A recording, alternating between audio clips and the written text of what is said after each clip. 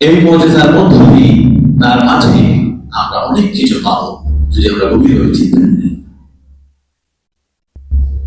নবী সাল্লাল্লাহু আলাইহি ওয়াসাল্লাম অত্যন্ত আপন মানুষ ছিলেন বিবি খাদিজাতুল কুবরা রাদিয়াল্লাহু তাআলা আনহা, যার জীবদ্দশায় প্রিয় নবী সাল্লাল্লাহু আলাইহি ওয়াসাল্লাম আর কোন স্ত্রীর সাথে বিবাহ বন্ধনে আবদ্ধ হননি।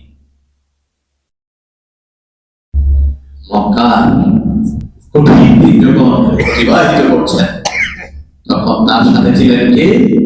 হযরত খাদিজা রাদিয়াল্লাহু তাআলা আনহা। এভাবে তিনি 1 বছর 2 বছর 3 বছর 4 বছর 5 বছর 6 বছর 7 বছর 8 বছর এরকম করতে করতে দিন কাল কাটাচ্ছেন। সাথে আরেকজন মানুষ নবীর সহযোগী ছিলেন, তিনি ছিলেন কে? তার চাচা আবু তালেব। নবীর চাচা আবু তালেব, তিনি নবীর সাথে সেই ছোটবেলা থেকে সাথে ছিলেন। এমনকি নবীর দাদা আব্দুল মুত্তালিব যখন মৃত্যু হয় এরপর দায়িত্ব ভার আসে আবু তালেবের উপর। আবু তালেব নবীকে এমন বেশি ভালোবাসতেন যার কারণে তিনি দূরপাল্লার সফরে গেলে সেখানেও নবীকে সাথে নিয়ে যেতেন। রাসূল সাল্লাল্লাহু আলাইহি ওয়াসাল্লাম মক্কার মানুষের ভেতরে তাদের মাঝে দ্বীনের দাওয়াতের তাওহীদের ডাকে তাদের সাড়া তেমন পাচ্ছেন না বলে তিনি তায়েফ গেলেন। তায়েফের মানুষদেরকে দ্বীনের দাওয়াত দেওয়া শুরু করলেন, কিন্তু আফসোস তায়েফের মানুষরা তাকে সুন্দরভাবে গ্রহণ করেননি, সম্মান তো করেনি, বরং উল্টো সেখানকার রাস্তার ছেলে পেলে সবাইকে লেলিয়ে দিল যে নবীকে পাথর মেরে রক্তাক্ত করার জন্য। নাউযুবিল্লাহ।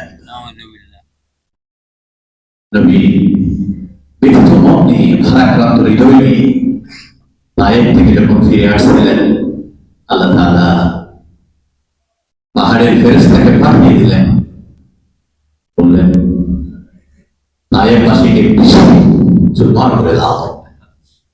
নবীর কাছে এসে জিজ্ঞেস করলেন, আনা মালিকুল জিবাল, আমি পাহাড়ের ফেরেশতা, দায়িত্বরত ফেরেশতা।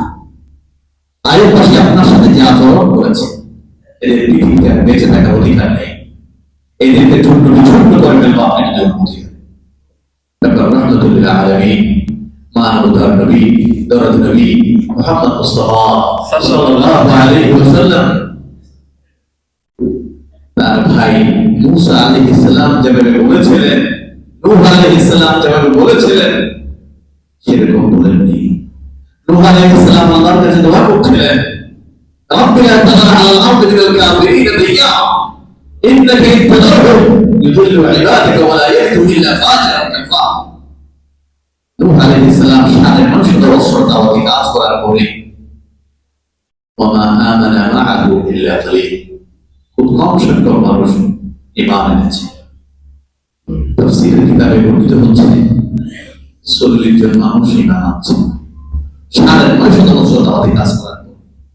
এই জন্য তিনি আল্লাহর দরবারে মুনাজাত করছেন, শেষ পর্যন্ত এদেরকে ধ্বংস করে দিন, এদেরকে বাইচে দেন, রেখে লাভ নেই। এরা বেঁচে থাকলে এর পরবর্তী প্রজন্ম আরো খারাপ হবে, এই জন্য এদেরকে একেবারে ফিসে ফেলে দেন।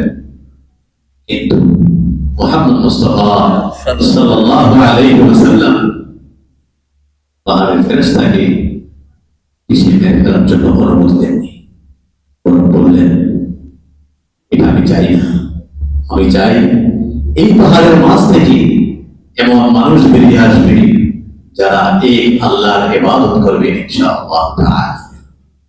এবং সেখান থেকে বের হয়েছিলেন মুহাম্মদ ইবনুল কাসিম আস-সাকাফি।